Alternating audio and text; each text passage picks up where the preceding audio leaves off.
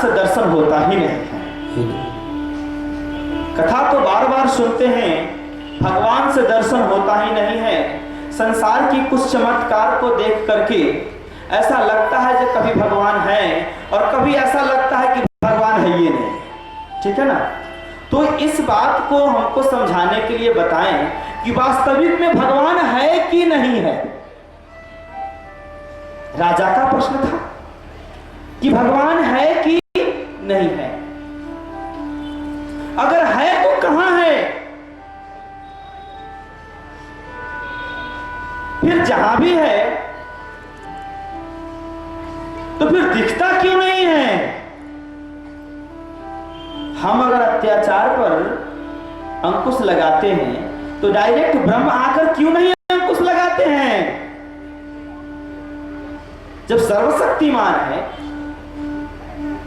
उनके पास शस्त्र शास्त्र दोनों हैं, संत के पास तो केवल शास्त्र ही है,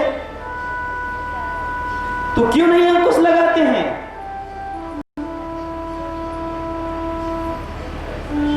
ये सारी बातें इनकी थी। और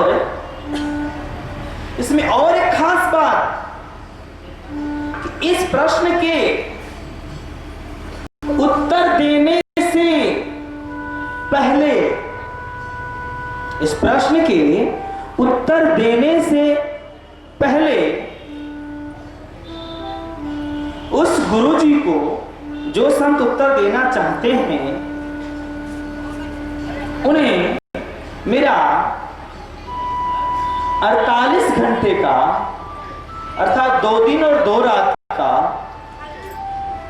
आतिथ्य स्वीकार करना होगा। क्या करना होगा?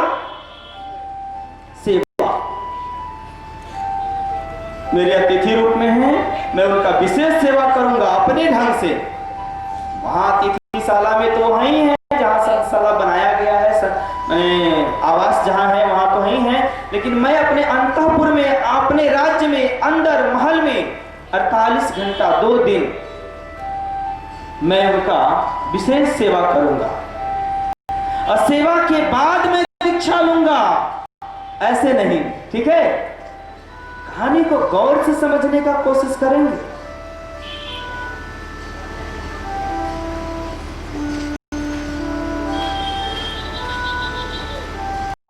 राजा इस नियम के तहत संत को बुलाए, जिनका पहले नामांकन था, लिस्ट में नाम था, वो आगे आए संत। उनसे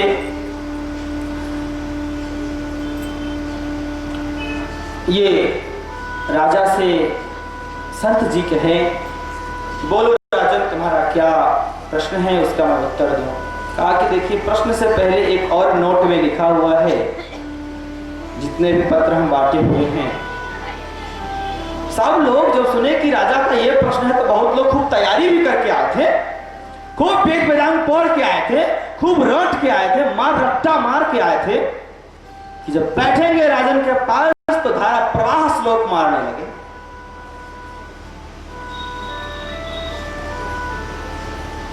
कि देखिए, प्रश्न तो जो है सो है, लेकिन उससे पहले नोट में है ये कि पहले मेरा 48 घंटा का सेवा आपको स्वीकार करना हो।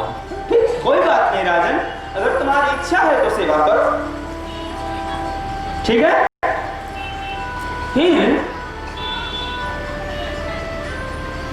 संत जी के लिए जो अंदर अंतःपुर में राजा की जो व्यवस्था थी, अंदर महल के भीतर एक विशेष व्यवस्था अंतःपुरी में, जिसमें सृष्टि की संपूर्ण, जब वह पूरे राष्ट्र का जो मालिक था, वो एक छत्रराज था उस समय का, वो तो फिर सारा सुख सुविधा उसमें डाल दिया था। क्या डाल दिया था? सारा सुख सुविधा।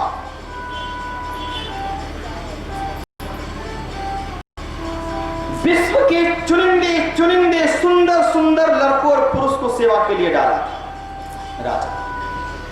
विश्व के सुंदर सुंदर लड़कियों को उसमें सेवा के लिए, गुरुजी की सेवा के लिए डाला गया था। विश्व के खूब सुंदर सुंदर आसन, बिछावन, व्यवस्था, टेक्नोलॉजी जो भी था, सबकी जो है सुव्यवस्था थी। और एकदम राजा का आदेश था कि जितने इसमें सैकड़ों जो सेवक और सेविका हैं, गुरु जी का जो आदेश है वही करना है। अगर उससे थोड़ा भी अगर हिचकिचाहट करते हो तो तुझे मृत्यु दंड मिलेगी। क्या मिलेगी? इस आधार पर राजा सबको रखा। गुरु जी भक्त स्वागत के साथ भवन में जाते थे अंदर। जब दरबार से जब निकलते थे तो भव्य स्वागत के साथ जाते थे। और वहां सारी सुविधाएं इनको समझा दिया जाता था, सारी व्यवस्था समझा दी जाती थी। अब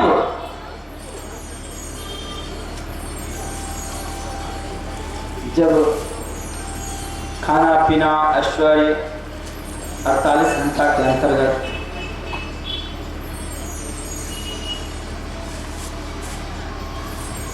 खूब अच्छा से करके आरंभ कर देते थे करना। राजा एक और टेक्निक लगाया था, एक और तरीका लगाया था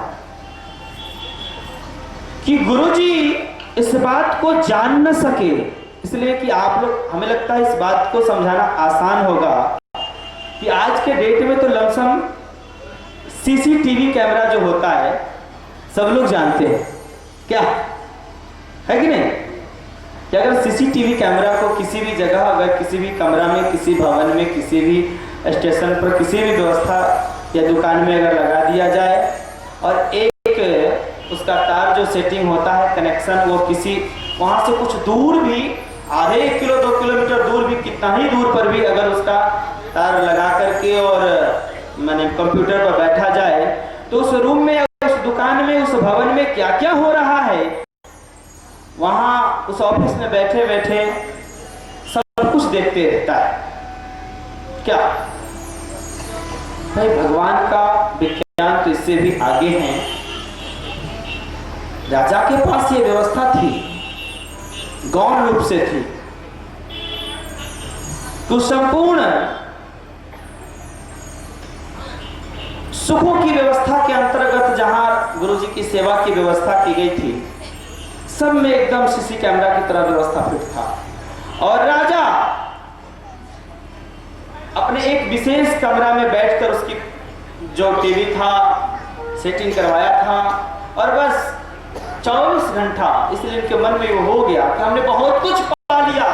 लेकिन रामायण में ये बात लिखी है कि संसार के जितना भी धन पालो, वैभव पालो, सुख पालो, जो भी कुछ पालो, लेकिन साथ साथ और बहुत बड़ा धर्मात्मा भी बन जाओ। तपस्या के बल से तुम्हें रचने की पावर आ जाए, तपस्या के बल से नई सृष्टि करने की भी पावर आ जाए, तो भी अगर किसी को गुरु वरण नहीं करते हो, गुरु स्वीकार नहीं करते हो, तो फिर पूर्ण ब्रह्म तक नहीं पहुंच पाओगे, मुक्ति नहीं होगी। इसीलिए राजा गुरु वरण करना चाहता था, दीक्षा लेना चाहता था।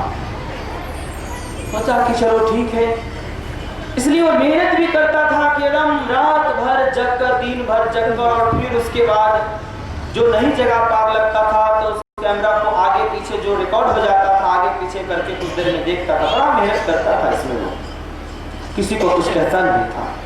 जब 48 घंटा पूरता था तो गुरु जी को निकालता था, और निकालने के बाद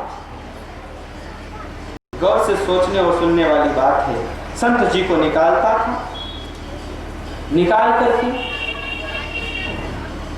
अगर वो बड़े बड़े बाल लगते थे तो पूरे बाल छील देता था।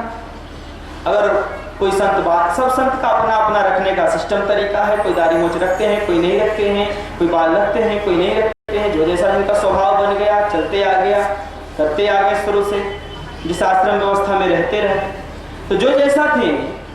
तो भाई प्रधानता रूप से सर छिल करके, चूना का चंदन करके, और ऐसे ही नहीं, उस संत को निर्वस्त्र करके और कहता था कि तुम हमारे राज्य से इतना कोस, तुम इतना दूर पैदल जाते जाओ। तुम सोचने वाली बात, संत का कितना बड़ा अपमान है। क्या ऐसा वो करते थे? बस 48 घंटा सेवा करते थे, 48 घंटा के बाद वो यही काम करते थे।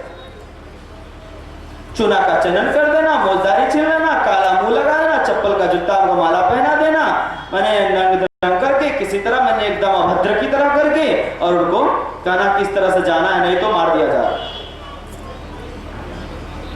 इस तरह से 2-4 घटना घटे तो भाई संत लोग इसका विरोध करने लगा। स्वाभाविक, संत लोग इसका विरोध किए। उसके पास सत्ता थी, इसीलिए संत लोग को भी दबाकर ढंग से रखा गया। थोड़ी देर के लिए राजा को तो सब लोग खराब कहा, सब लोग खराब कहते थे, कोई उनको अच्छा, राजा को कोई अच्छा नहीं कहता, कोई अच्छा नहीं कहता। कोई क्वेश्चन जाना नहीं चाहते थे उत्तर देना, और कोई क्वेश्चन नहीं कहते नहीं मैं जाऊंगा उत्तर देने, मैं जाऊंगा उत्तर देने। जो जाते थे उनके साथ यही हाल होता था, यही हाल होता था। तो अंदर होता क्या था, जब ज्यादा सुख वैभव जब राज्य का जब उसको मिलता था, तो खाने पीने, ऐश्वर्य भोगने और सुंदर स्त्रियों के ही चक्कर में रह जाती। विषय बड़ा प्रबल है, कहना जितना आसान है करना बड़ा कठिन है। ये काम, क्रोध, लोभ, ईर्ष्या, द्वेष, मोह आदि, मत्सर आदि इन खड विकारों से अलग होना, ये जिसका खड विकार अलग हो गया, समझो भजन हो गया। राम जी साक्षात्कार यानी राम जी साक्षात दर्शन दे जाएंगे, इसमें कोई दो मत नहीं है। तो हमारे जितने महान संत हुए सब खड विकार पर विशेष चर्चा किए। जैसे एक कबीर जी की वाणी में आती है,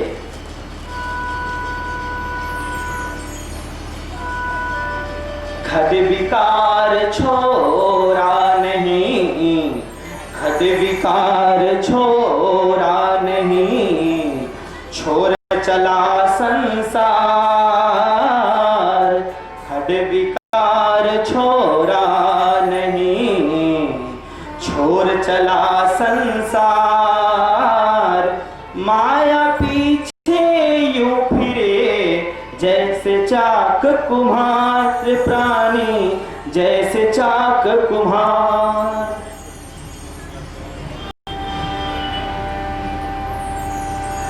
क्या जो छोड़ना है उसे छोड़ा नहीं, पत्नी को छोड़ दिया, पुत्र को छोड़ दिया, कि लोग कहेगा कि बहुत बड़ा त्यागी है, महात्मा है।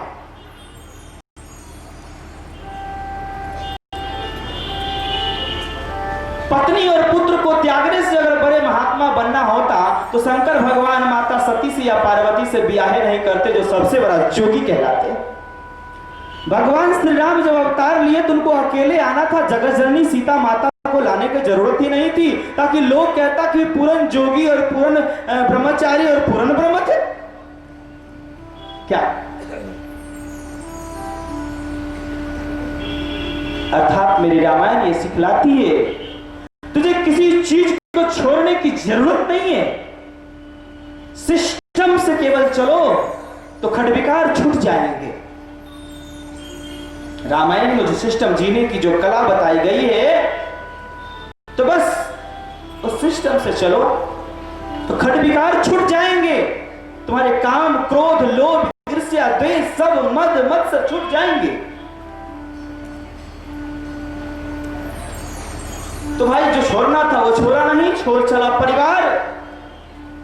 खडविकार छोड़ा नहीं, छोड़ चला परिवार। फिर दुनिया पीछे, दूसरा मेरा सम्मान करे, दूसरा मेरा मान करे। बहुत धनी धनी लोग अगर मेरे साथ जुट गए तो मेरा एक आश्रम बन गया है, वो जिला में एक और आश्रम बन जाए, उसमें एक और आश्रम बन जाए, बहुत बड़ा व्यवस्था बना दूं, लोग मुझे एकदम मठाधीश्वर कहें। बस ये अच्छे संतों का कर्तव्य नहीं है। अगर यही होता तो फिर ऐसा क्यों है कि बड़े बड़े राजा तपस्या, योग और साधना करने के लिए, पूर्ण साधु बनने के लिए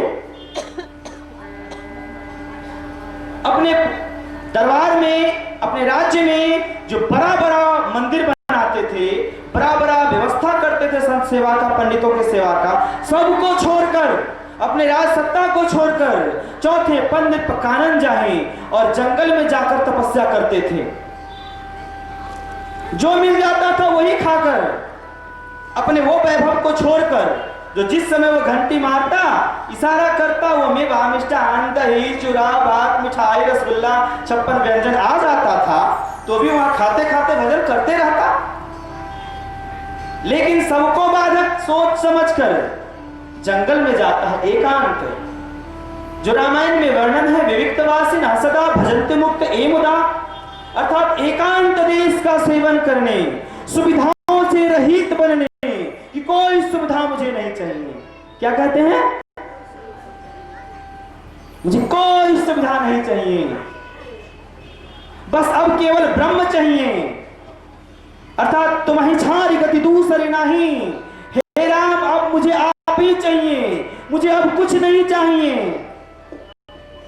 अब केवल राम ही चाहिए। इस तरह की व्यवस्था थी। क्या बात थी। बोलिए श्याम रामचंद्र जी की। तो भाई मान लिया, जब मैं जिस परिवार से बिलोंग करता हूं, उस परिवार में अगर 10 बीघा जमीन है, करोड़पति है, मैं घर छोड़ दिया,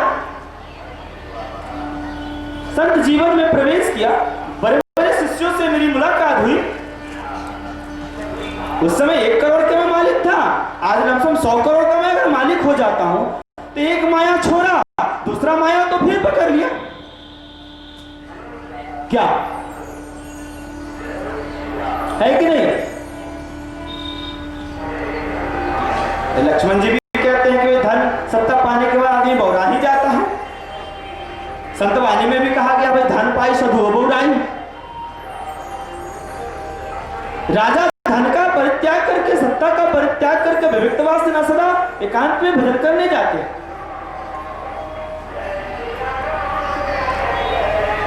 तो ये कैसे संभव है? बड़ा असमंजस वाली बात है, सोचने वाली बात है।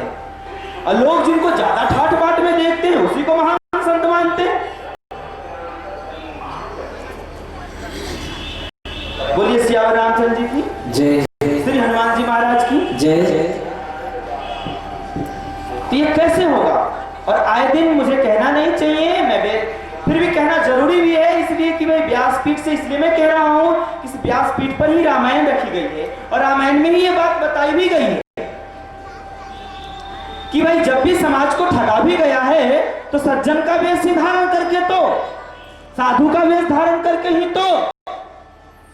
क्या मैं अपने मन से तो नहीं कह रहा, ये हमें रामायण शिक्षा दे रही है। रामायण को एक जीवन का दर्पण भी कहा गया है, कि जिस तरह से अपने रोज शीशा में मुंह देकर अपने आंख में लगे हुए कांची या जहां भी गंदा लगा रहता है, मुंह साफ करते हैं, धोते हैं, ठीक उसी तरह से रामायण भी एक दर्पण है, जिसमें अपने जीवन को झांक करके जहां भी गड़बड़ी है उसे सुधारे, रामायण रोज पढ़कर। इसीलिए हम ऐसा भी एक व्यवस्था चाहते हैं।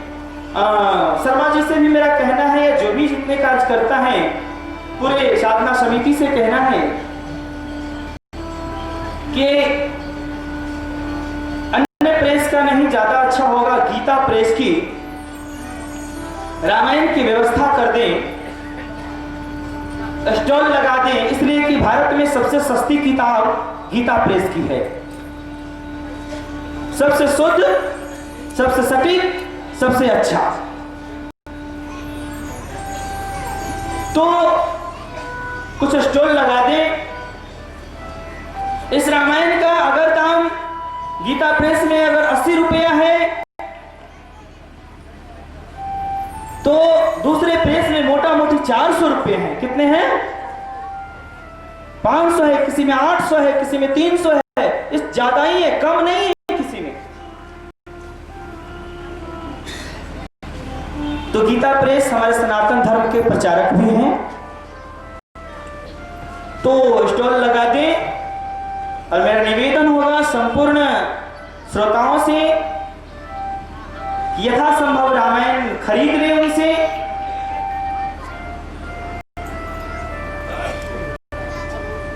उचित मूल्य से,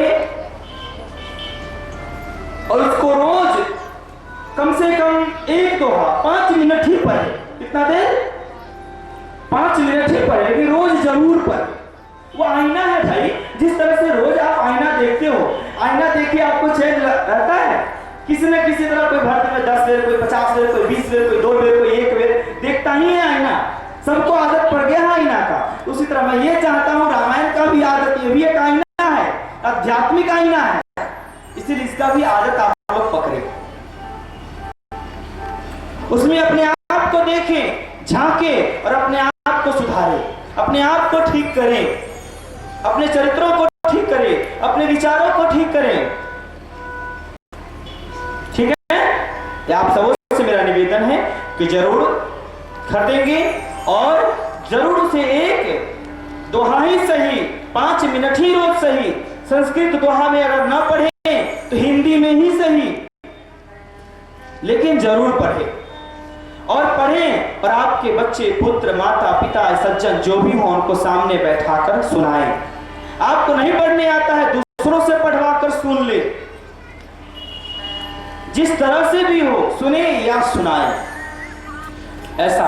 अच्छा ये बताइए, मेरा ये तो निवेदन है, ऐसा कितने लोग इसमें करेंगे जो रोज कम से कम 5 मिनट रामायण पढ़ेंगे? जरा हाथ उठाएंगे। रोज कितने लोग 5 मिनट, कम से कम 5 से 10 मिनट? कौन? इतने लोग? जय हो, बोलिए सियावर रामचंद्र जी की। जिनके पास अगर हो तो अति उत्तम, बहुत सारे लोग के पास होगा भी, ना हो तो खरीद ले। बोलिए सियावर रामचंद्र जी की जय जय, श्री हनुमान जी महाराज की जय जय जय सीता। तो राजा उसमें, उस भवन में इतना वैभव की व्यवस्था किया, इतना सुख का, उस सुख में ही संत जी बस लटपटा जाते थे विषयासक्तों में और धन के ही चक्कर में लग जाते थे, जिसके कारण बस। और मनुष्य ऐसे भी परिस्थिति का गुलाम है, जो सामने दिखता है बस उसी के बारे में ज्यादा सोचता है, अच्छा बुरा जो भी सोचता है। तो बस वो आगे जो सुख वैभव मिलता था उसमें लटपटा जाते थे, भुला जाते थे। माया पीछे यूं फिरे जो चाक कुम्हार। जैसे कुम्हार का जो चाक होता है और एक लाठी होता है और बस उसके पीछे खूब लाठी वो फिरता है। जो एक छिद्र होता है वो छिद्र खूब घूमता है, वही छिद्र वाला हम सब मानव है जो खूब घूमते हैं, सही जगह पर पहुंच नहीं पाते, सही बात को समझ नहीं पाते। जो पहुंच गया उसका तो बेड़ा पार है। बोलिए श्यावर रामचंद्र जी की जय, श्री हनुमान जी महाराज की जय जय। इस व्यवस्था को देखकर वशिष्ठ जी को रहा नहीं गया। वशिष्ठ जी और उनकी धर्मपत्नी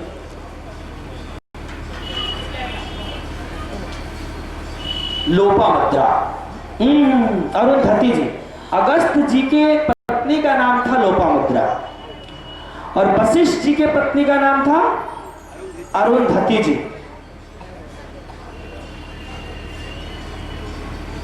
तो दोनों बैठे हुए थे, ऋषि और ऋषि पत्नी, दोनों ब्रह्म ऋषि थे, ब्रह्मज्ञानी थे।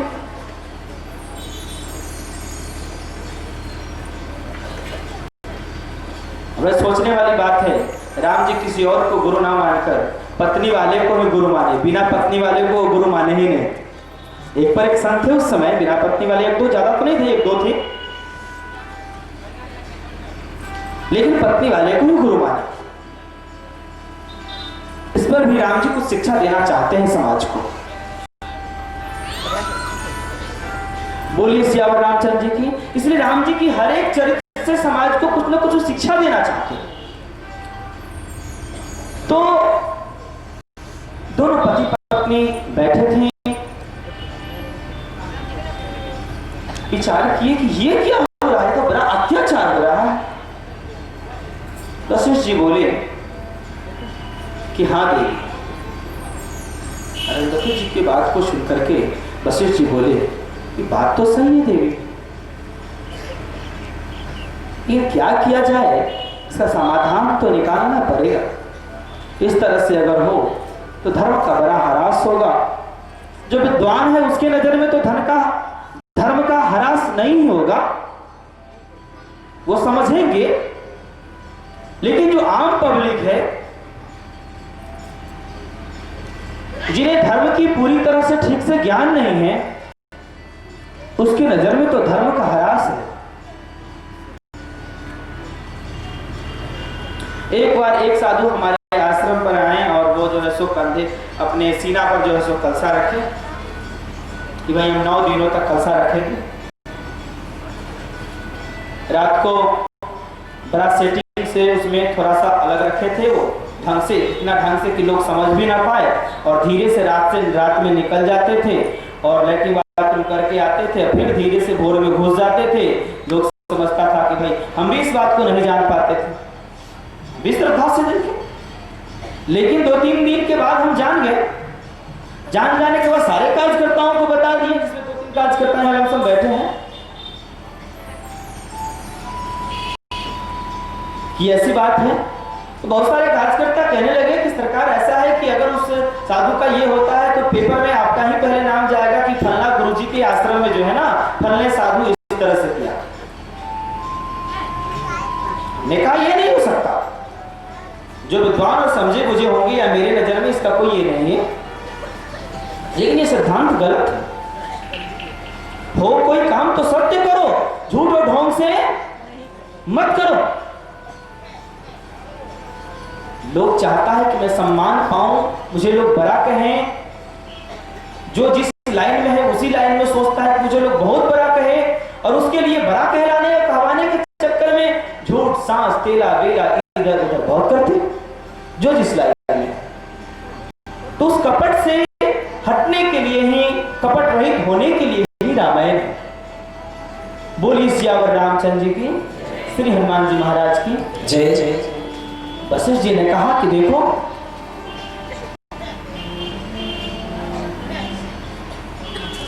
और ऐसा हमने पूरे रामायण में या पूरे वेद पुराण उपनिषदों में कहीं नहीं पढ़ा जो सीना पे कलसा रखने का विधान है, कहीं नहीं है ऐसा। यह तकनीक एक लोग अपनाते हैं, मुझे लोग विशेष माने या जगह का प्रभाव हो, भोले भाले लोग को मानने आए, देखने आए, चमत्कार को नमस्कार भाव से, लेकिन ऐसा कहीं कोई सिद्धांत वगैरह नहीं। इसलिए बहुत पढ़ा, हमने भी जीवन में बहुत तपस्या किया, महीनों महीनों बिना जल का रहा, बिना पानी का रहा, बिना दूध का रहा, हिमालय में रहा, पत्ता खा के रहा, जैसी व्यवस्था रहा, जैसी बहुत सारे सब ग्रंथ भी अध्ययन किए, कहीं ऐसा नहीं मिला। और बड़े उच्च कोटि के जो साधक है रामायण में एक पर एक, उन्होंने भी ऐसा कहीं नहीं किया। बोलिए सियावर रामचंद्र जी की जय जय, श्री हनुमान जी महाराज की जय जय जय जय। सीता इस तरह से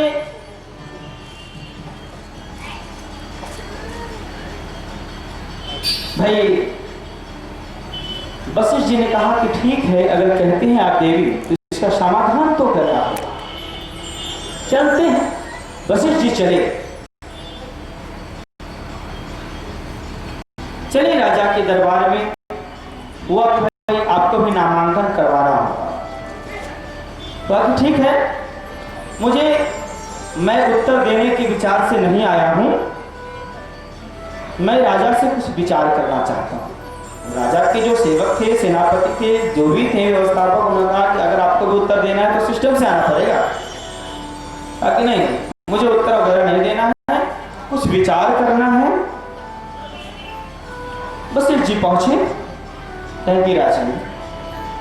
मैं एक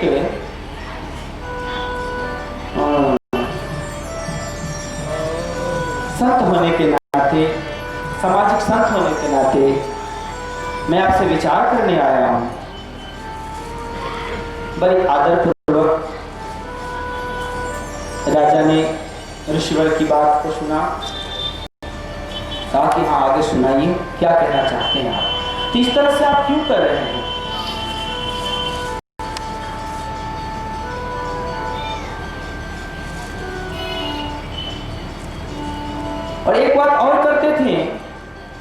राजा कि जो लोग अगर इतना दूर तक अगर वस्त्र पहन के जाएंगे जिनको वो दंडित करके भेजते थे,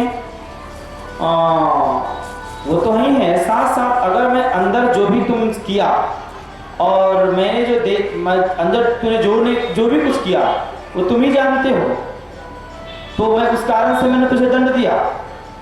और बाहर तुम जा रहे हो, अगर इस बात का प्रचार हुआ कि मैं तुझे किस कारण से दंड दिया, तो जितने लोग को मैं दंड दिया हूं सबको पकड़वा के मैं मार दूंगा। पहले आज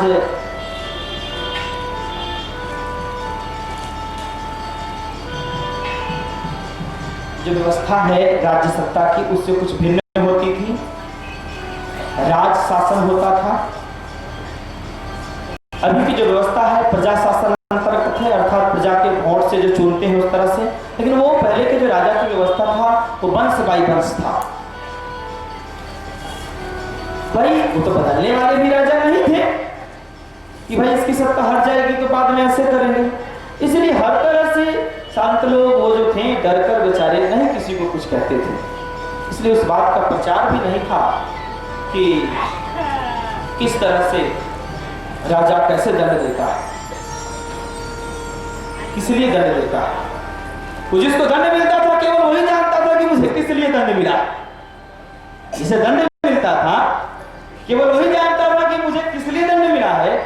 जनता जानती थी कि हाँ मैंने राजा ने अपराध किया है कि संत को दंड दिया। ठीक है, बस वशिष्ठ जी को भी ये बात ठीक से नहीं मालूम थी। वशिष्ठ जी ने कहा कि आप बताने का कष्ट करें कि क्या कारण है, क्या बात है। आप उत्तर ही तो चाहते हैं कि उत्तर क्यों नहीं आपको अभी तक मिला, ना हो तो हो सके मैं आपका उत्तर दे सकूं, आप प्रश्न करें। हाँ महाराज, प्रश्न तो मेरा ये है सो आपके सामने है, लेकिन इस प्रश्न से पहले अगर आप आ ही गए हैं तो मैं आपसे भी चाहूंगा कि आप मेरे प्रश्नों का उत्तर दें। और उत्तर देने से पहले आप 48 घंटा का मेरा आतिथ्य स्वीकार। क्या करना होगा? मेरा आतिथ्य स्वीकार आपको करना। वशिष्ठ जी ने कहा कि ठीक है, कोई दिक्कत नहीं, जरूर करेंगे। बोलिए सियावर रामचंद्र जी की जय, श्री हनुमान जी महाराज की जय। जरूर करेंगे। आतिथ्य स्वीकार किए। जिस सिस्टम से जाना था भवन में उस सिस्टम से गए, सारी व्यवस्था हुई। महाराज अंदर गए, वशिष्ठ जी, और बड़ा सुंदर से इस बात पे ये कथा याद आ गई गुरु शब्दों पर मुझे कि आए दिन पेपर में फलना महान संत ऐसे हो गए, फलना संत ऐसे हो गए, वैसे हो गए। उस बात पे थोड़ा मुझे याद आ गई ये कथा कहने को, इसीलिए आ गया। सिर्फ किसी भी संत का अगर अपमान कहीं हो जाता है वास्तविक में अगर वो गलत है तो इससे विद्वानों से मेरा ये कहना है, इससे धर्म का कोई ह्रास नहीं होता। आम पब्लिक में थोड़ा जो अभी धर्म को ठीक से नहीं समझते हैं उन्हें थोड़ा सुनने में खराब तो लगता है, इसमें कोई दो मत नहीं।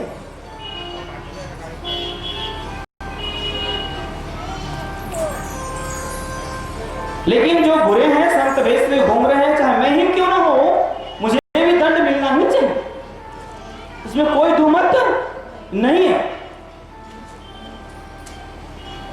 चाहे जो भी कोई। बोलिए सियावर रामचंद्र जी की, श्री हनुमान जी महाराज की जय। तो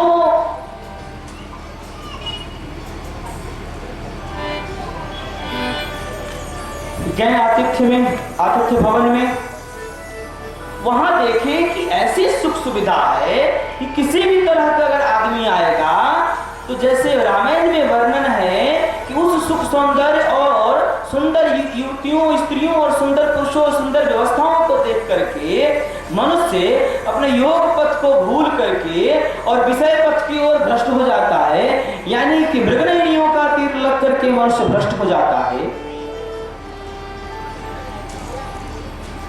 धीर बुद्धि भी अपनी धीरता को खो करके विषय आसक्त हो जाते हैं। वास्तविक में उसी तरह के अंदर की व्यवस्था को ऋषि ने देखा। वास्तविक में यहाँ तो कोई भी आएगा तो भाई अपने योग पथ को छोड़ के भोग पथ में अग्रसर हो जाएगा, आगे बढ़ने लगेगा, उस पथ पर चलना।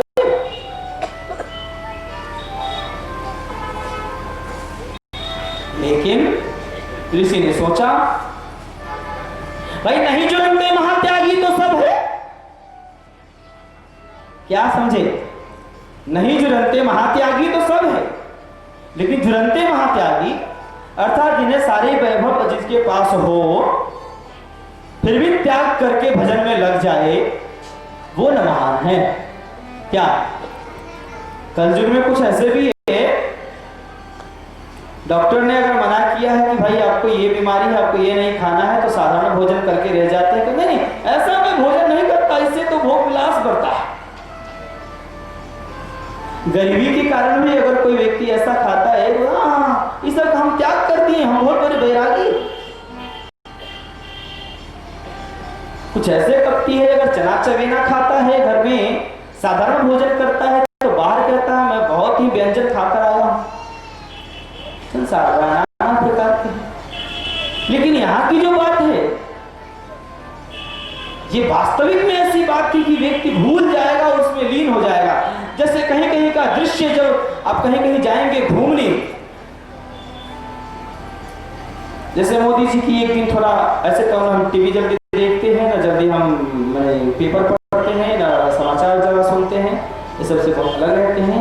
एक दिन टीवी एक जगह चल रहा था, थोड़ी देर बैठने का मौका मिल गया, तो उसमें मोदी जी कहीं घूमने गए थे विदेश, तो विदेश की यात्रा में चर्चा कर रहे थे कि वो जगह बड़ा ही सुंदर था, आकर्षणीय था, देखने के बाद बड़ा ही सुंदर था, और मैं लोगों से अपील करूंगा अगर मौका मिले तो जरूर एक बार घूमने का प्रयास करेंगे। मैंने इस भाव को, मेरे कहने का भाव ये है कि संसार में एक पर एक सुंदर सुंदर जगह है, सुंदर सुंदर व्यवस्था है, जो देखने के बाद आदमी लगता है कि हाँ बस देखते ही रहे, और देखते देखते समय नष्ट हो जाता है। इसलिए कीमती सांस मिली है, कीमती समय मिली है, वो नष्ट हो जाता है। समय से मनुष्य पूरा ब्रह्म को नहीं पाता। वशिष्ठ जी ने अंदर यही व्यवस्था देखा कि बाप रे बाप, ये तो बड़ी व्यवस्था है। यहाँ साधारण मानव जो पहुंचा हुआ पुरुष नहीं है, वो तो भले ही परिस्थिति का गुलाम हो सकता है, लेकिन जो वास्तविक में पहुंचा हुआ पुरुष है वो परिस्थिति का गुलाम नहीं हो सकता। जो पहुंचा हुआ महापुरुष है वो परिस्थिति का गुलाम नहीं हो सकता। वो वास्तविक में कहने से नहीं होता है, वो परिस्थिति का गुलाम है कि नहीं है, उनके स्वभाव में वो गुण आ जाता है। कहां आ जाता है? स्वभाव में ही आ जाता है।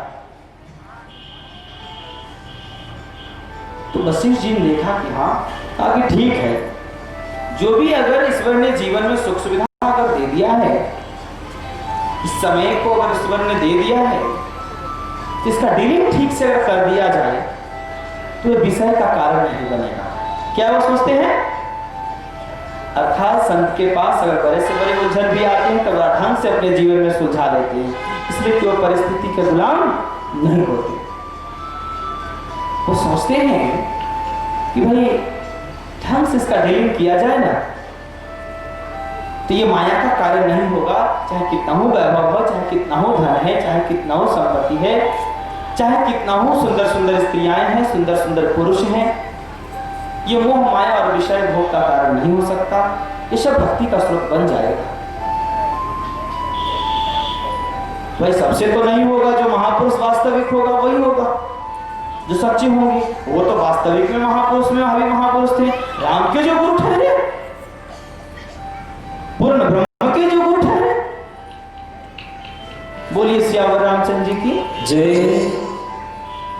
एक सिस्टम बना है कि देखो जितनी भी स्त्रियां हैं, जितनी भी लड़कियां, बेटियां, बहनें हैं, वो सब इस सिस्टम से अपना एक ग्रुप बनावे और उसमें केवल बहनें ही उसकी अगरिया होंगी और बहनें ही कीर्तन करवाएंगी और मेरी आदेश है, इसलिए राजा ने आदेश पहले ही दे चुका है कि गुरु जी का आदेश से नहीं चलोगे तो तुम्हारा क्या होगा, सोच लो। इसलिए मेरा आदेश है कि तुम फल्ले भवन में बैठ करके इस तरह से इतना देर कीर्तन करोगे, इतना देर भजन करोगे। रही बात मेरी, तो मेरी सेवा में विशेष किसी की जरूरत नहीं है, इसलिए अधिक सुंदरता मोह का कारण होता है। उसमें भी जो सुंदर नहीं था, जो कम सुंदर था, उसको उन्होंने चुना। क्या किया? इसलिए अधिक सुंदरता, अधिक सुंदर घर, अधिक सुंदर स्त्री, अधिक सुंदर व्यवस्था, अधिक सुंदर पुरुष, ये सब विषय भोग का कारण बनता है। इसलिए उन्होंने चुना।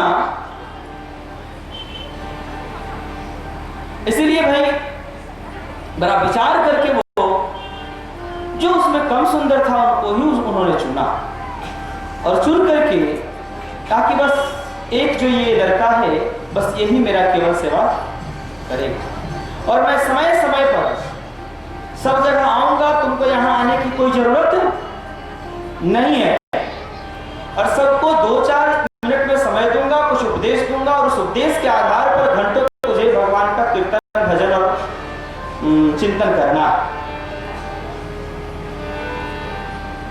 उसके आधार पर बहुत अच्छा ढंग से सिस्टम लगाए।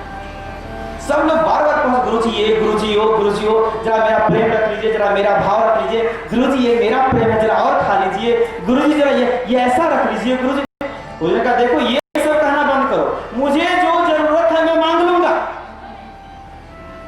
ज्यादा प्रेस करोगे मेरा जीवन बिगड़ जाएगा, मेरा स्वास्थ्य बिगड़ जाएगा, मेरा चरित्र बिगड़ जाएगा। ज्यादा देर मेरे पास मत बैठो, ज्यादा मुझे प्रेस देकर मत खिलाओ, ज्यादा श्रृंगार का सामान मेरे पास मत रखो। जितना मैं आदेश करता हूं उतना ही करो, उतना ही रखो, उतना ही करो। बड़ा सिस्टम से सब समझाए।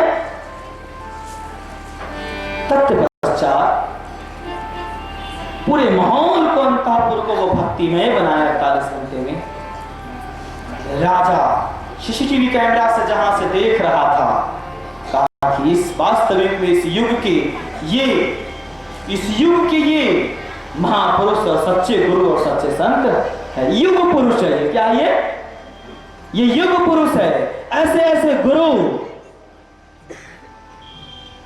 माने कई युगों में, युगांतरों में ऐसे ऐसे एक एक महापुरुष जन्म लेते हैं, अवतरित होते हैं। ऐसे में से वशिष्ठ जी हैं।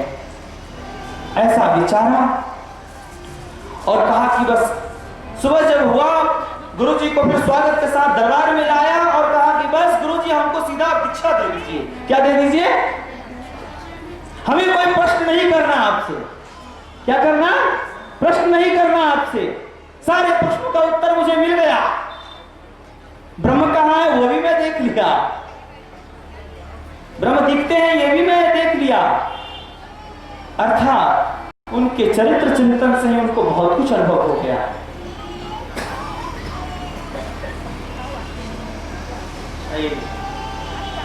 गुरु जी ने कहा, वशिष्ठ जी ने कहा, प्रश्न तो तुझे करना ही पड़ेगा, करो और मैं जाऊं। इसलिए कि तूने बहुत बड़ा अपराध भी किया है, बहुत बड़ा गलती भी किया है। दूसरा तरीका छोटा, कितने संत समाज का तूने अपमान किया है। ठीक है, अहंकार बस उत्तर देने आ गया, अहंकार बस फटफट बोलने आ गया। बड़ा अच्छा लगा मुझे। एक बार मुरारी बापू के सत्संग में पहुंचा, वो एक विचार दे रहे थे।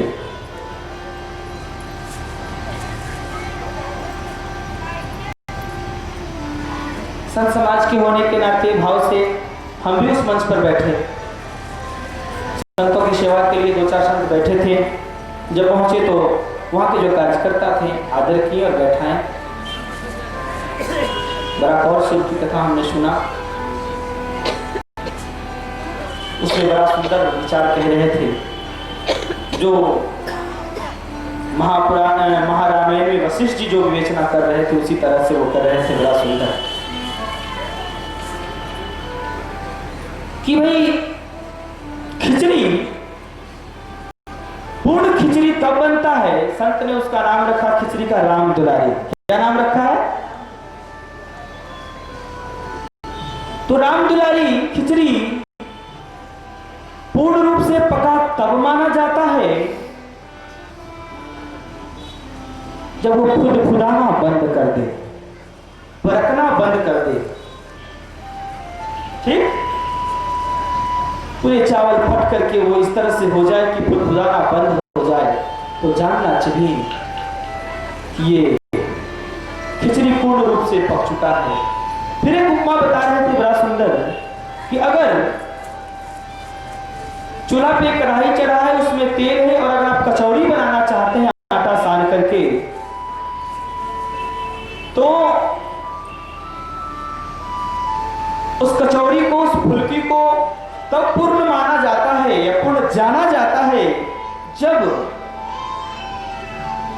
बनाने वाले लोग बनाते होंगे, देखते होंगे, जब आप डालेंगे तेल में उस आटा के साने हुए लोग मैंने बेल करके अच्छा से उसको कचौड़ी का रूप देकर जब डालेंगे, तो जैसे ही तेल में डालते हैं तो फुदफुदाने बरकने लगता है, फुदफुदाने लगता है और फूलने लगता है। जब पूर्ण रूप से फूल जाता है फुल्की, तो वो फुदफुदाना बंद हो जाता है। क्या? फटर फटर बोलना बंद कर देता है।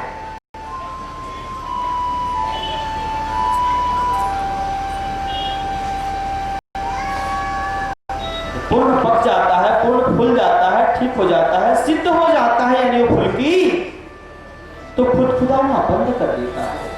ठीक उसी तरह से साधक जगत गुरु च शाश्वतम तुरीयमेव केवलम, भगवान जगत गुरु के साक्षात्कार जब तुरीय अवस्था में पहुंचकर जब विशेष रूप से जब कर लेता है, शांत हो जाता है, निर्मल हो जाता है, बहुत नहीं बोलता, समय और जरूरत पड़ने पर बहुत थोड़ा बोलते हैं। उनके थोड़ा ही बोली से बहुत काम भी हो जाता है।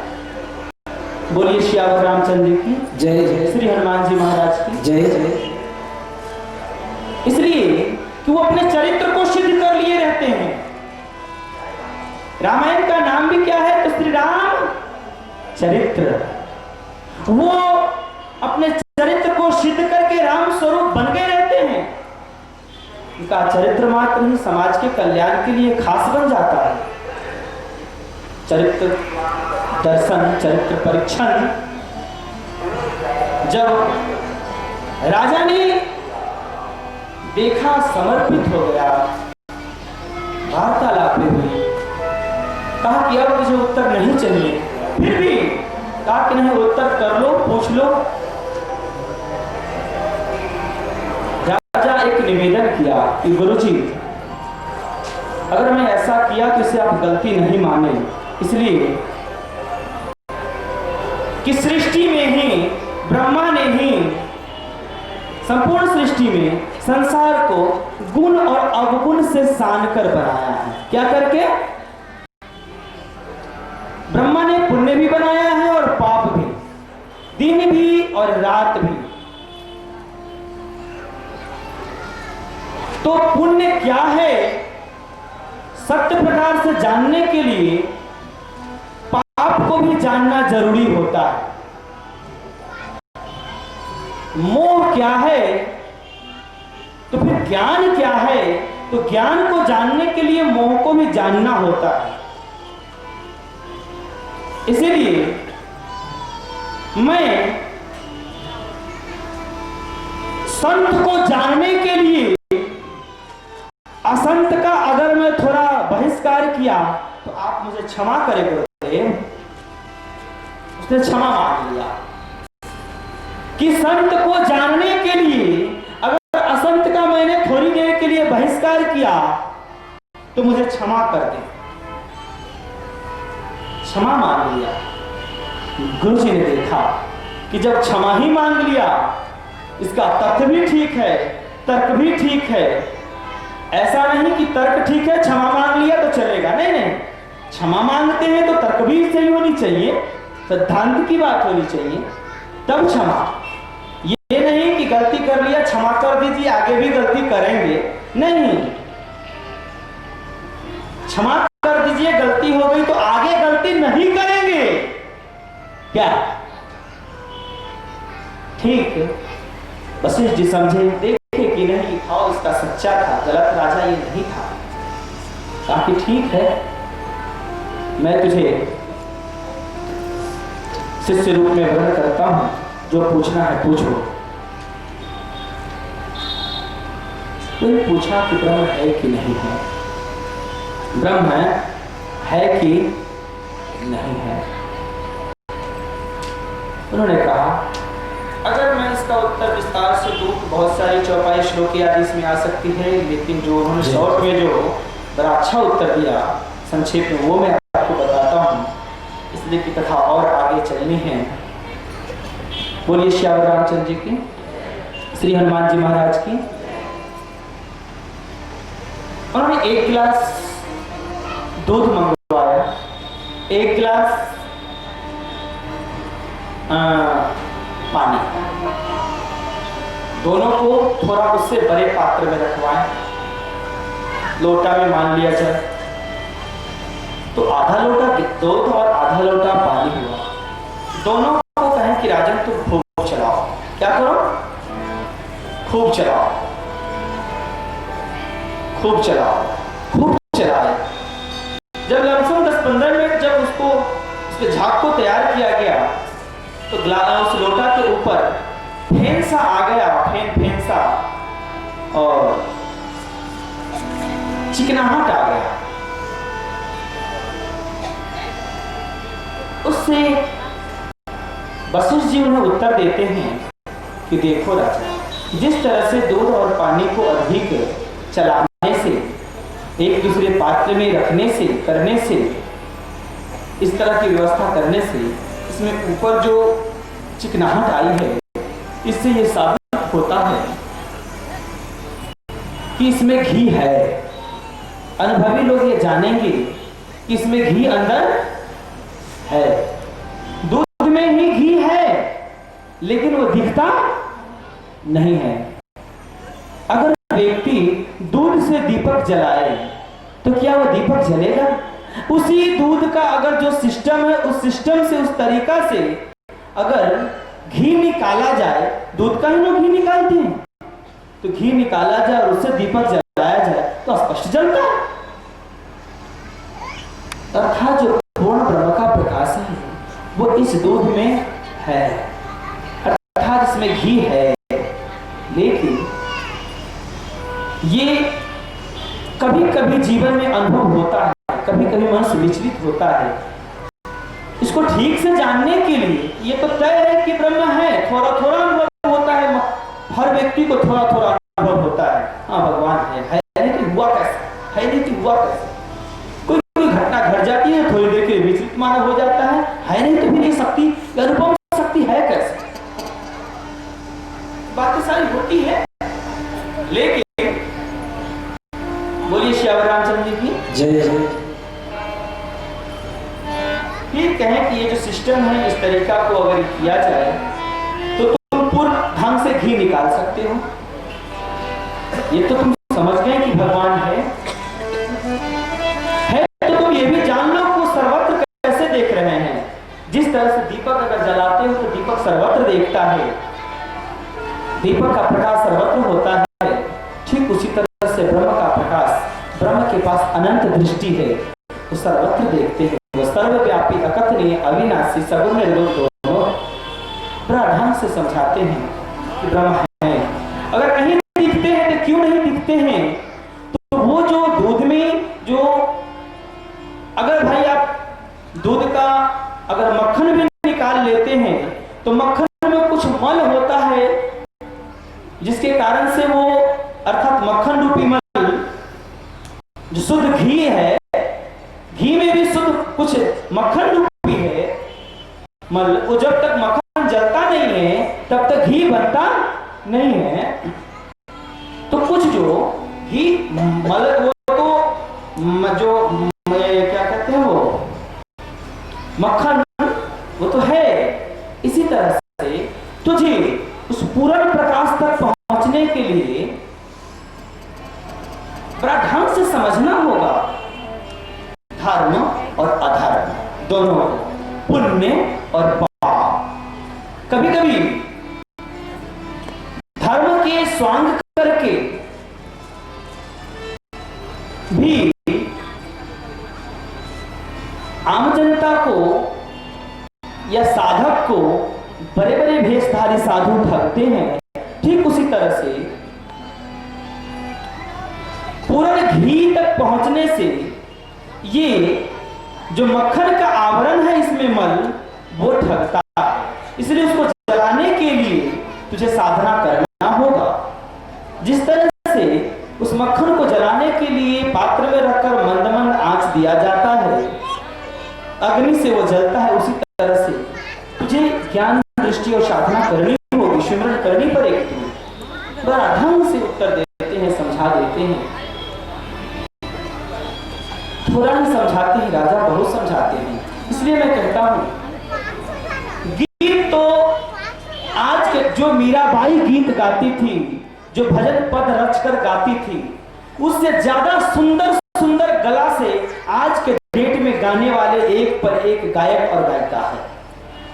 मीराबाई जितना सुंदर से गाती थी, उससे अच्छा ढंग से मीराबाई केवल एक साज पर गाती थी, और आज के गायक आधुनिक 10-20 साज साथ में रखकर अच्छा से गाता है। फिर भी मीराबाई की वाणी जितनी समाज के लिए असरदार हुई, व्यक्ति जो उनके सामने बैठता था उसमें एक साधना की शक्ति घुस जाती थी, जो वो शक्ति उनके शब्दों में, उनके साक्षात्कार में, उनके सानिध्यता में, उनके इंटरव्यू में जो था, सो उनसे सुंदर गला से गाने वाले के भी पास नहीं हो सकता। इसलिए उनका चरित्र और साधना और सुमिरन का प्रताप था कि टूटी फूटी शब्दों में भी अगर वो गा दे तो ब्रह्मवाक्य हो जाता था। अगर कोई बहुत खूब ढंग से पढ़कर भी गा दे तो वो बेकार हो जाता था। तो उनकी वाणी शुद्ध थी, वो ब्रह्मशुद्ध नहीं थी, वो ब्रह्मऋषि थी, वो सिद्ध चरित्र की थी। इसीलिए सच्चे संत को जानना, पहचानने का तरीका बड़ा गूढ़ है, बड़ा अलौकिक है। इसे जानने के लिए समय तो देना पड़ेगा थोड़ा। तो मैं उन जो सेठ जी को जो रास्ता बताया, मेरी जो समझ में आया, वो मैं आपको अंतिम में बताकर कथा को आगे बढ़ाते हैं। उनको हमने बताया कि देखो इस सृष्टि की जो व्यवस्था है, तो आप तो ऐसा कर सकते नहीं, जैसा ही राजा सम्राट ने किया वैसे आप तो कर सकते हैं क्या? कर सकते हैं? नहीं होगा, संभव नहीं। तो अच्छी बात ये है कि आप सत्संतों के पास जाएं, जो मिले उनके पास जाएं, 2 दिन 4 दिन 10 दिन सत्संग में जाएं। दीक्षा भी लेना है तो ले लें, आंख मूंद कर ले लें, खूब श्रद्धा रखें, पूर्ण विश्वास रखें, उनसे एक समय और अवधि भी मांगे, 10 दिन 15 दिन 5 दिन 2 दिन 2 घंटा 24 घंटा। इसलिए कि जीवन का खास उद्देश्य ही है ब्रह्म को पाना। अगर वो ब्रह्म का साक्षात्कार करा देते हैं संत जी, तो उन्हें आप पूर्ण गुरु मान लीजिए। ऐसा नहीं कि दीक्षा गुरु जी से ले लिया, गुरु जी फिर 1 साल के बाद मिलेंगे, कम से कम हम ले लिए वो दीक्षा, है ना, और सेवा किया था, संत का बहुत हुआ, फिर आगे साल मिलेंगे, 2 साल 10 साल के बाद मिलेंगे। नहीं, संतों ने कहा कि ना मैं हंसकर सीखा हूं ये ब्रह्म विद्या, ना रोकर सीखा हूं, मैं जो कुछ सीखा हूं गुरु चरण में बैठकर सीखा हूं। गुरु चरणों में तो समय देना पड़ेगा, सत्संग में तो समय देना पड़ेगा। जब आप सत्संग में जाएं, अगर वो उनके सत्संग में उनके इच्छा से अगर आपको ब्रह्म साक्षात्कार और शांति की अनुभूति अगर नहीं हुई, तो फिर आगे मेरे विचार से दूसरे किसी संत अगर आप आपको जीवन में मिलते हैं, कौन से मिलो, किस तरह से मिलो। और भगवान जिस तरह से एक गार्जियन, एक पिता अपने पुत्र को स्कूल में भेजते हैं, और जैसे ही बालक एक कक्षा से, एक क्लास से, प्रथम क्लास से अगर वो उत्तीर्ण हो जाता है, पास हो जाता है, तो स्वतः उसका नामांकन उससे ऊंचे वाले क्लास में हो जाता है, डायरी का रजिस्टर मेंटेन हो जाता है। क्या है ऐसा है? तो ठीक उसी तरह से फिर वो दूसरा पास करता है तो तीसरा में जाता है, चौथा में जाता है, पांचवा में जाता है। इस तरह से वो इंटर करता है या बीएससी करता है या एमए करता है या जो भी करता है, प्रोफेसर पर जो भी करता है, तैयारी करता है, पीएचडी करता है।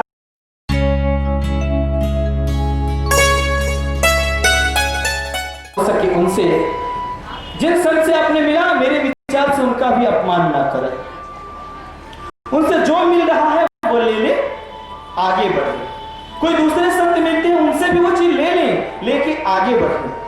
हो सके उससे उच्च कोटि के पहुंचे हुए संत मिलेंगे तो उनसे कुछ लेकर उनसे आगे बढ़े। इस तरह से करते करते जैसे जैसे आपके जीवन में जिस जिस विद्या की, जिस जिस ऊंचाई की जरूरत पड़ेगी, वैसे वैसे संत और गुरु आपके जीवन में, परमेश्वर आपके पिता भेजते ही रहेंगे। जब पूर्ण संत से मिलन हो जाएगा, उस दिन समझ लो कि बस पूर्ण ब्रह्म मिल जाएंगे, और तुम्हारे एक शब्द के मात्र सर्च से दूसरे को पूर्ण शांति मिल जाएगी। जो तुम्हारा सानिध्य का अनुभव करेगा उसको पूर्ण शांति मिल जाएगी। बोलिए श्यावर रामचंद्र जी की जय, श्री हनुमान जी महाराज की जय। आइए एक छोटी सी भजन सुनते हैं अपने व्यास जी से, तत्पश्चात फिर आगे बढ़ेंगे। जय जय।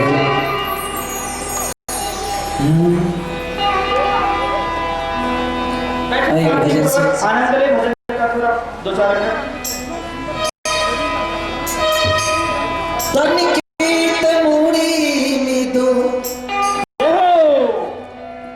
सांसों के तार बोले जय सिया राम राम, जय राधे श्याम श्याम, जय सिया राम राम, जय राधे श्याम राम। तन के तमोरे में,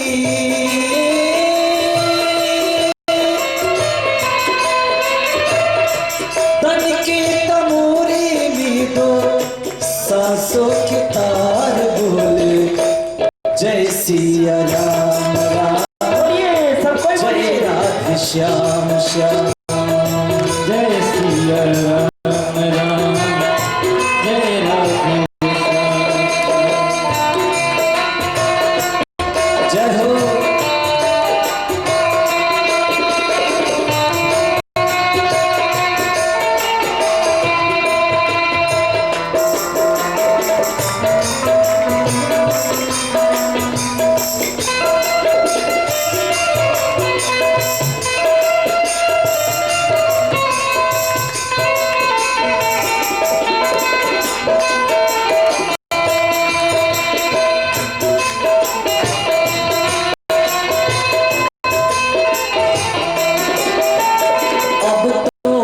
मन की मंदिर में प्रभु का हुआ बसेरा, मन की मुरालिया में हो,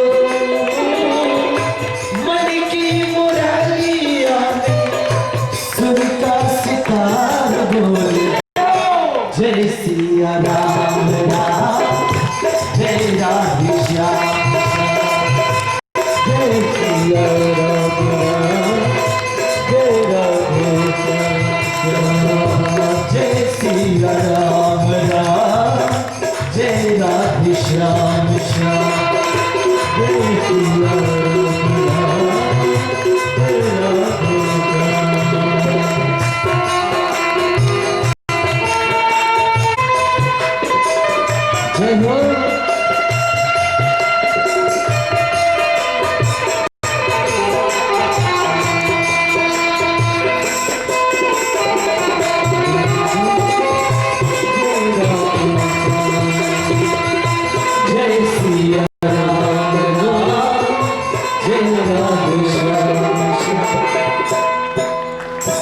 लगने लगी लीलाधारी जगीर जगमग ज्योति, जगीर जगमग ज्योति, जगीर जगमग ज्योति।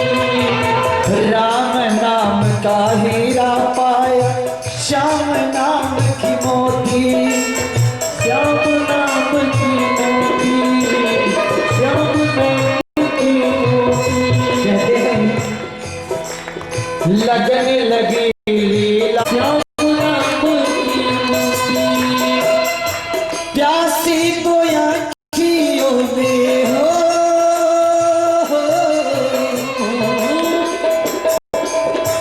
प्यासी तो आँखियों में आँखों की धार बोले जय सिया राम राम, जय राधे श्याम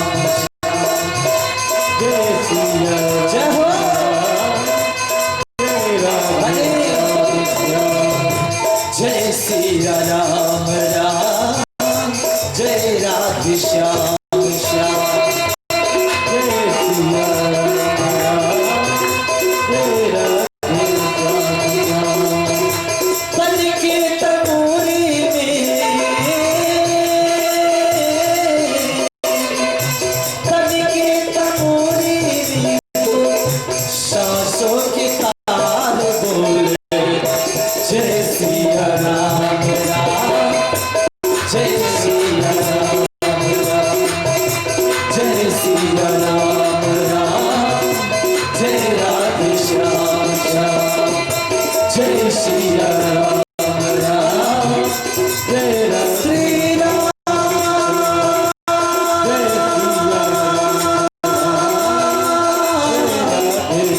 जय सिया जय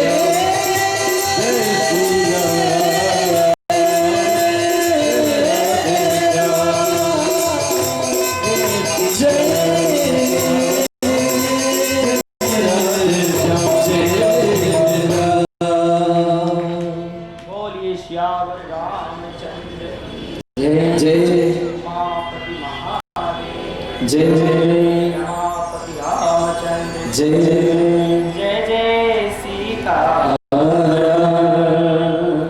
इन सारी बातन की एक बात इसमें खास मैं बता देता हूं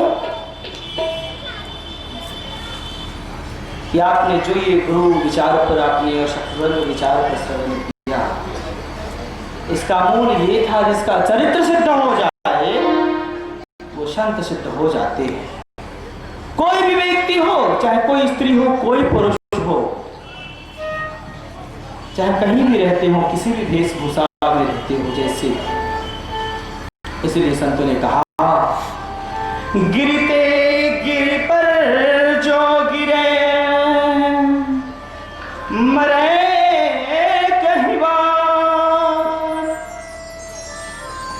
जो चरित्र गिरते गिरे गिरे जन्म हजार। कि व्यक्ति अगर एक पहाड़ के ऊंचाई पर से नीचे वाले पहाड़ पर गिरे अगर तो मरे एक ही बार। कई बार? मात्र एक बार ही मरता है, मरे एक ही बार। जय जय। लेकिन जो चरित्र गिरते गिरे तो बिगड़े जन्म हजार। जिस व्यक्ति का चरित्र खराब हो जाता है, इसे रामायण केवल चरित्र सिखलाती है। सबसे पहली बात मार्मिक है, जो आराम के गुरु भी चरित्र ही सिखलाते हैं। तो जो चरित्र गिरते गिरे तो बिगड़े जन्म हजार, जन्म जन्मांतर बिगड़ जाते। स्वाद के बीच ऐसे कई समाज में प्रमाण है जो मुझे लगता है इसे कहने की जरूरत नहीं। बोलिए सियावर रामचंद्र जी की। इतने ही में आप समझ चुके होंगे बहुत सारी बातें। बोलिए सियावर रामचंद्र जी की जय। श्री हनुमान जी महाराज की जय। ये जो खास बातें हैं, गूढ़ बातें हैं, राम की कथा, राम की जन्म और राम की विवाह आदि प्रसंग तो खैर होगा ही जैसे समय मिलेगा। लेकिन मैं ये चाहता हूं कि आप लोग तो अनेक बार राम कथा सुने हैं, लेकिन जो ये खास बातें रामायण के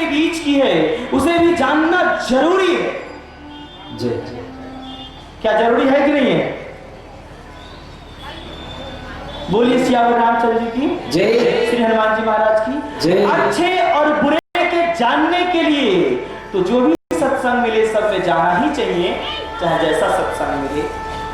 जैसे बड़ा सुंदर आता है रामायण में लिखा गया कि बिनु सत्संग विवेक न होई, बिनु सत्संग विवेक न होई, राम राम कृपा बिनु सुलभ न सोई। बोलिए श्याम रामचंद्र जी की जय। कि बिना सत्संग के वो निर्मल विवेक तो हो सकता नहीं, कि बिनु सत्संग विवेक न होई, राम कृपा बिनु सुलभ न सोई, राम जी की कृपा बिना हो नहीं सकता। खास बात ये बताते हैं कि बिनु सत्संग न हरि कथा, तेहि बिनु मोहन भाग, चलो मोह गए बिनु बिनु राम पद होई न दृढ़ अनुराग। बड़ा सुंदर बताते हैं कि बिनु सत्संग न हरि कथा, जब तक आप सत्संग में पहुंचेंगे नहीं, सत्संग में बस सत्य तक पहुंचने की राह दिखाई जाती है। क्या दिखाई जाती है? अर्थात राम का दर्शन कैसे हो, सच्चिदानंद परमेश्वर आपके जीवन में कैसे आए, आपके घट में अपने हृदय में ही परमेश्वर का दर्शन कैसे हो। तो बिनु सत्संग न हरि कथा, और हरि कथा के माध्यम से दृष्टांत और उपमा दिया जाता है, और उस उपमा और दृष्टांत से कहीं बिनु मोह न भाग, जो आपके अंदर मोह है अर्थात काम क्रोध लोभ ईर्ष्या द्वेष आदि है ना, खड, तो छओं का एक शॉर्टकट नाम मोह है। क्या है? एक सूत्र में नाम उसका मोह है। कहीं बिनु मोह न भाग, अर्थात बिना हरि की कथा सुने आपके अंदर का काम क्रोध लोभ ईर्ष्या द्वेष आदि नहीं छूट सकता। तो तेहि बिनु मोह न भाग, मोह गए बिनु राम पदा, होई न दृढ़ अनुराग। बिना मोह गए, बिना मोह खत्म हुए, अर्थात बिना खड विकार आपके खत्म हुए, भगवान श्री राम के चरणों में दृढ़ अनुराग, जिसे अनन्य भक्ति कही गई है, वो नहीं हो सकती। बोलिए श्यावर रामचंद्र जी की जय। इसीलिए सत्संग में तो जाना ही पड़ेगा, चाहे जो संत आपके यहाँ आए सबके सत्संग में जाएं, बाकी न रहें और संप्रदाय के चक्कर में न रहे। इसीलिए मैं आह्वान करता हूँ, चाहे आप जय गुरुदेव से जुड़े हों, विहंगम योग से जुड़े हों, कोई कृष्ण मंत्र से जुड़े हों, कोई जो है सो शिव चर्चा से जुड़े हों, जिस भी संप्रदाय संस्था से जुड़े हो, जरूर यहाँ आए और अच्छे विचार को ले जाए। इसलिए कि हमारी रामायण कभी भी कोई संप्रदाय और एक सीमित मात्रा में नहीं बांधता, कोई एक मजहब में, कोई एक संप्रदाय में, एक संस्था में नहीं बांधता। बोलिए श्याम रामचंद्र जी की। आप देखेंगे भी कभी कभी राम की कथा में लमसम सारे लोग आते हैं, लेकिन जब किसी विशेष संस्था की कथा होती है तो वहां उनका केवल शिष्य ही जाते हैं। क्या इस भुआ भक्कर में अर्थात इस अज्ञान में न पड़े, सब लोग आए इस कथा में। राम जी सबको बुलाते हैं, अपने दोनों हाथ फैलाए, आओ।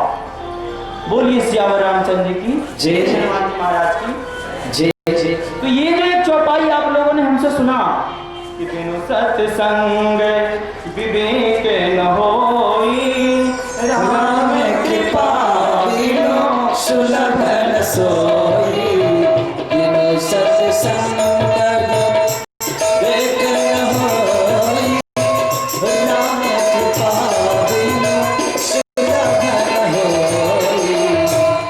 आगे के पद में बाबा तुलसी कहते हैं, तुलसीदास जी रामायण में कहते हैं कि सत्संगत मुझ मंगल मोला, सत्संगत मुझ मंगल मोला, सोई पर सिद्धि सब साधन मोला।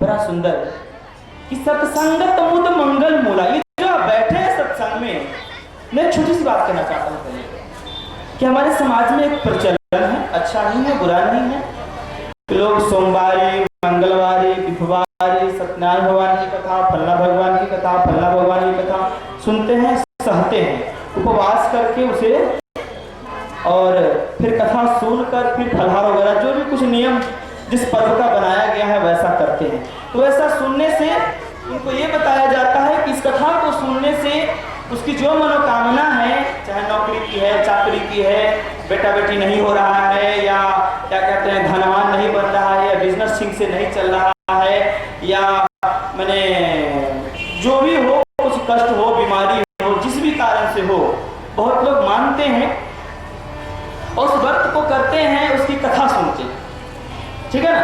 कथा सुनकर 1 घंटा आधा घंटा कथा सुनते हैं आराम से पंडित जी महाराज से, और फिर कहते हैं हो गया। इसके पुण्य से दिन भर सहना, और फिर जो है उसके पुण्य से फिर हमें क्या कहते हैं कि मेरा मनोकामना पूर्ण हो जाएगा, ऐसा लोग मानते हैं। तो रामायण में कहा गया है जो व्यक्ति नियमतः रह करके अगर 9 दिन लगातार अगर कथा सुनता है मर्म के साथ, रामायण तो सतकोटिया बार, रामायण सतकोटिया पार, इसीलिए ज्यादातर राम कथा की प्रचलन 9 दिन की है। आवश्यकता अनुसार तो लोग कुछ कम दिन भी करने वाले करते हैं। और ये जो कथा आज चल रही है, आज से शनिवार से 31 तारीख से, तो कथा की विराम यहाँ 8 तारीख को कथा होगी, 8 तारीख तक, और जो यज्ञ रामधुन चल रहा है उसका विराम 9 तारीख को सुबह 9-10 के बीच में होगा, 9 बजे के बाद। उस पूर्णाहुति में भी आप सबको जरूर आएंगे, सबको ही आएंगे। बोलिए श्याम रामचंद्र जी की जय। तो भाई बिनु सत्संग विवेक न होई, राम कृपा बिनु सुलभ न सोई, ठीक है। तो सत्संगत मुद मंगल मूला, ये जो सत्संगत है ये मुद मंगल मूला, मुद माने आनंद होता है, मंगल माने कल्याण होता है। तो मुद मंगल मूला, मूला माने बहुत बड़ा जड़ है।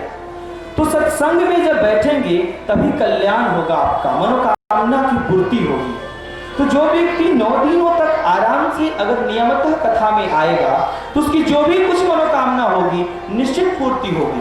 करने और कराने वाले को तो बहुत पुण्य मिलता है, सुनने वाले को भी बड़ा पुण्य मिलता है, सुनाने वाले को भी बड़ा पुण्य मिलता है। इस पुण्य के प्रभाव से इस व्रत के सामने मैंने सृष्टि का बहुत सारा व्रत फेल है। इसके बारे में अगले पद में तुलसी बाबा लिखते हैं, इसका प्रमाण देते हैं, सीधे नहीं मैं कह रहा, उसका प्रमाण वो देते हैं कि भाई मुद मंगल जब ये सत्संगत मुद मंगल मूला, सोई फल सिद्धि सब साधन फूला, कि आपके जन्म जन्मांतरों के पुण्य के प्रभाव से ही आपको सत्संग का अवसर मिलता है, बहुत सारे पुण्य के प्रभाव से। जैसे आपको व्रत करने के लिए बहुत सारी कुछ व्यवस्था करनी होती है, नियम निष्ठा, उसी तरह से आपके बहुत जीवन के पुण्य के प्रभाव से सत्संग का मौका मिलता है। आपके छोटे छोटे पुण्य जब करके वो जो मोटरी बंधाता है, एकत्रित होता है, वो पुण्य जब बड़ा बनता है, उसी के प्रभाव से ये बड़ा पुण्य में भाग लेने का अवसर मिलता है। तो भाई इस पुण्य का सुअवसर प्रधान देवता तो हनुमान जी है, इसलिए कहीं भी हम हनुमान जी की कृपा आदेश से ही जाते हैं, लेकिन द्वितीय से वृंदर बाबू को और ये साधना सेवा समिति को जाता है। बोलिए श्याम रामचंद्र जी की जय, श्री हनुमान जी महाराज की जय। और इसका लाभ आप सबको ही उठाएं और उठा करके अपने जीवन को पूर्ण फलीभूत बनाएं, जीवन जीने के उद्देश्य को पा लें। बोलिए श्याम रामचंद्र जी की जय। तो सोई फल सिद्धि, ये सिद्धि है, ये बहुत सारे पुण्यों की सिद्धि है।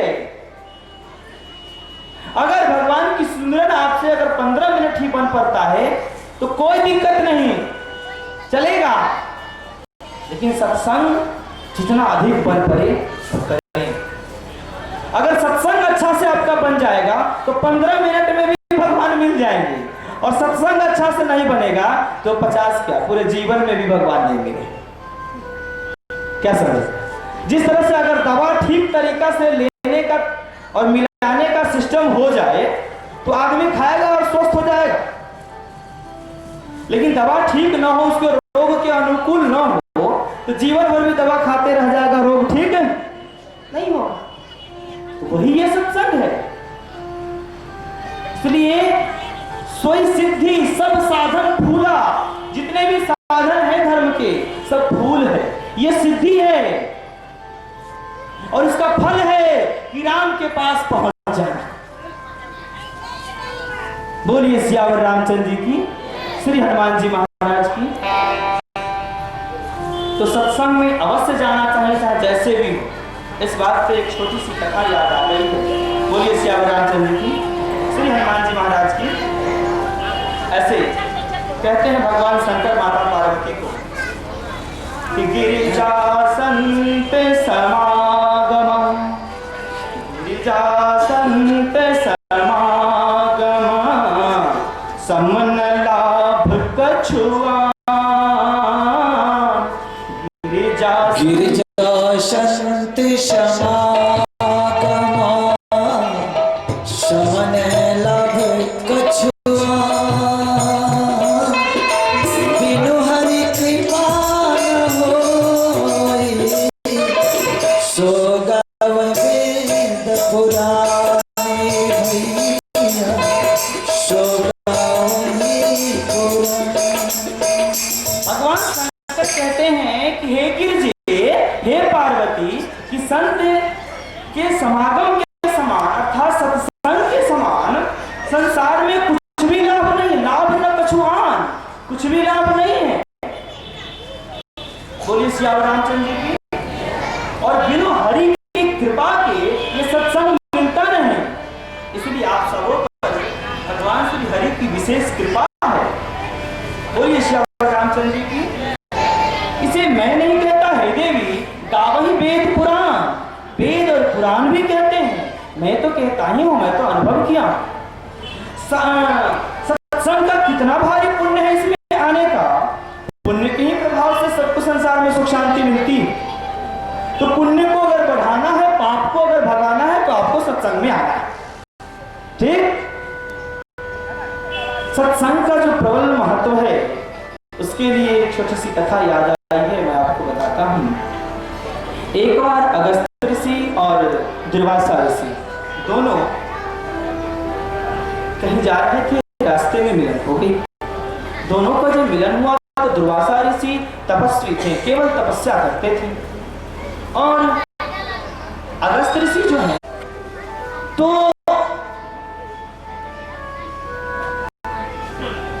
वही अगस्त जी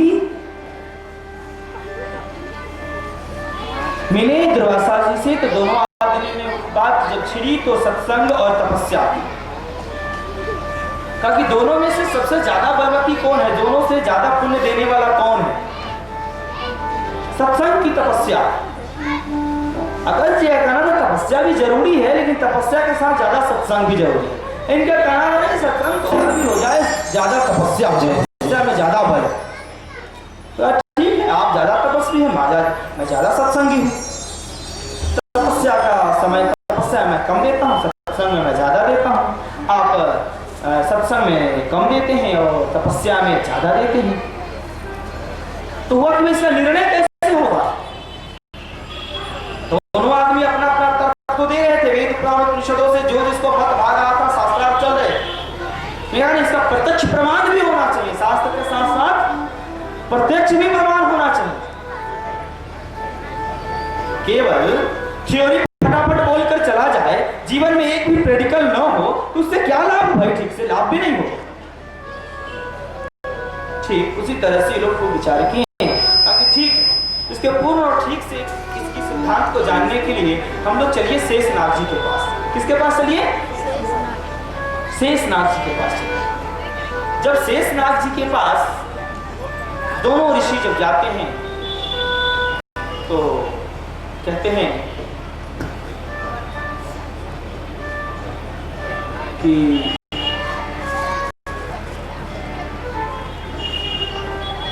शिष्य जी उनका आदर किए और दोनों ऋषि भी उनका बड़ा आदर किए। दोनों में जो संतों के भाव से मिलने जुलने का परस्पर भाव होना चाहिए, बड़ा आदर पूर्वक मिले और मिलने के बाद बड़ा ढंग से मिले और कहे कि हम आपके पास एक समस्या लेकर आए हैं, उसका समाधान करना है। शेष जी ने कहा कि अरे आप लोग भी तो महान संत और तपस्वी योगी हैं। कि है, लेकिन आप भी अपने 1000 सहस्त्रों फन से अर्थात 1000 फन मन मुख से, शेष जी के पास 1000 फन मुख वर्णन आया है शास्त्रों में, तो उससे आप ब्रह्म की विवेचना करते हैं। क्या करते हैं? ब्रह्म की, सत्संग की और राम की विवेचना आप करते हैं, ऐसा हम जानते हैं। इसलिए कवियों में प्रधान शेष, शारदा, गणेश आदि को माना जाता है। शेष माता शारदा अर्थात सरस्वती जी, देवताओं के विशेष विशेष से कवि लोग हैं ये, और गणेश जी। तो हे शेष जी, तो वो भी व्याख्यान कुछ दिए, लेकिन सोचते थे कि भाई दोनों संत में किन्हीं को भी अगर मैं कम और छोटा कहता हूं तो मैं जा सकता हूं किधरों से, मुझे कुछ किसी का अगर मन दुखे तो खराब लग सकता है, तो उसका भी मुझे दोष लग सकता है। इसलिए विद्वान का मत है कि उसे बुरा भी ना लगे और उसको सही बात बता भी दिया जाए। इसलिए प्रत्यक्षम किम प्रमाणम, उन्होंने कहा कि मैं प्रत्यक्ष ही ढंग से इनका सिद्धांत बता दिया जाए। ताकि ऐसा कीजिए, मैं उत्तर भाई तब दूंगा। शेष जी ने कहा कि मैं उत्तर तब दूंगा जब कम से कम मेरे सर पर से यह पृथ्वी का भार तो हटे। ऐसा वर्णन है वेदों में, पुराणों में कि पूरे पृथ्वी का भार शेष जी अपने सर पे रखें। तो उन्होंने कहा कि भाई कि अपने हम शीश पर से ये थोड़ा भार थोड़ा कम करेंगे, हटाएंगे, तब तो ढंग से भी कुछ और बता सकेंगे। मेरे मन में और कुछ विशेष बातें हैं जो आप संतुष्ट हो सकते हैं, लेकिन मैं ये भार के कारण बोल नहीं पा रहा हूं।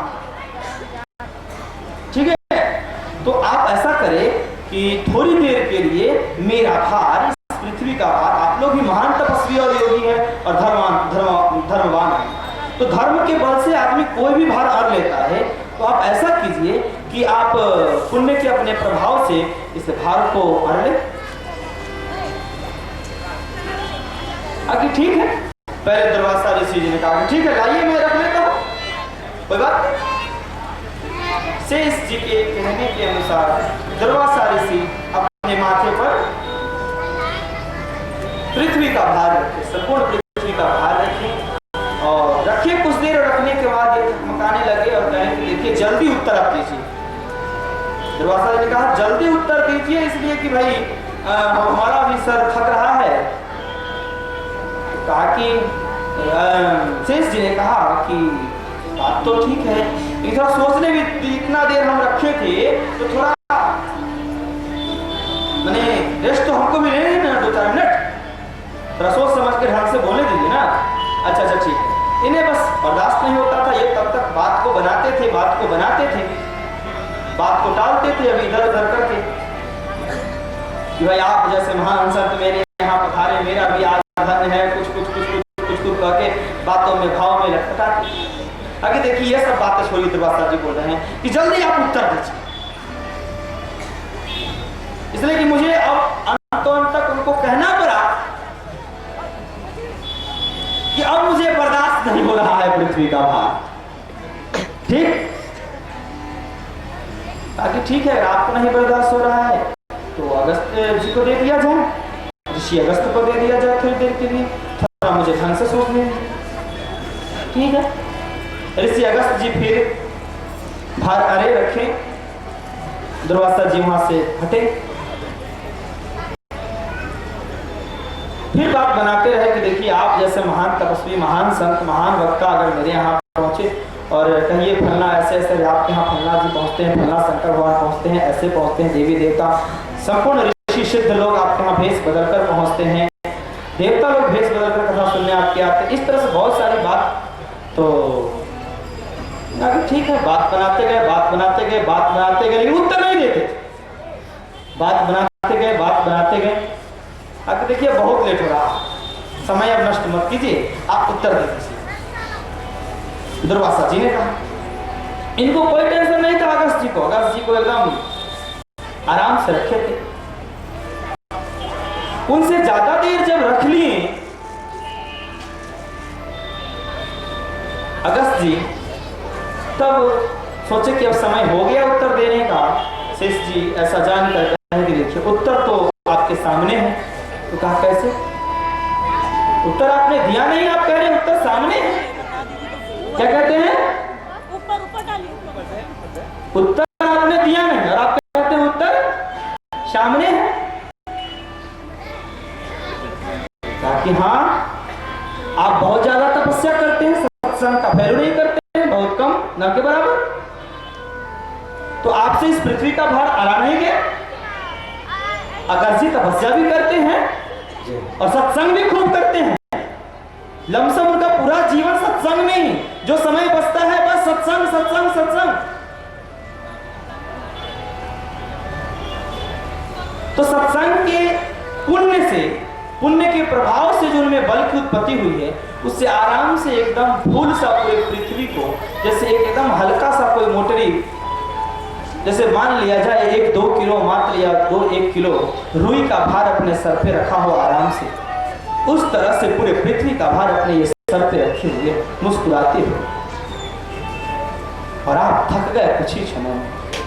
ये तो सत्य है कि भाई सत्संग का बल ज्यादा है। जैसे दुर्वासा ऋषि जो है इस बात को माने, अनुभव किया, तो मानना ही पड़ेगा, इसलिए कि भाई प्रत्यक्ष है प्रमाण, मान लिए।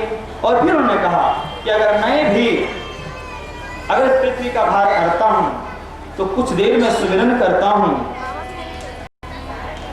तो अधिक देर में कोई भी यहां नहीं रहता है, तो भी मैं विवेचना शुरू कर देता हूं। जिनको आना होता है अपने आप, देवी देवता दुनिया जहां आते हैं और सुनते हैं, मैं अपने सहस्त्रों मुख से ब्रह्म की विवेचना और राम कथा और कृष्ण कथा और शिव कथा आदि कहता हूं। उसी के बल से मैं इस पृथ्वी के भार को हरता हूं। इसीलिए हमारे प्यारे सज्जनों, माताएं, बहनों, सत्संग का बल बहुत है।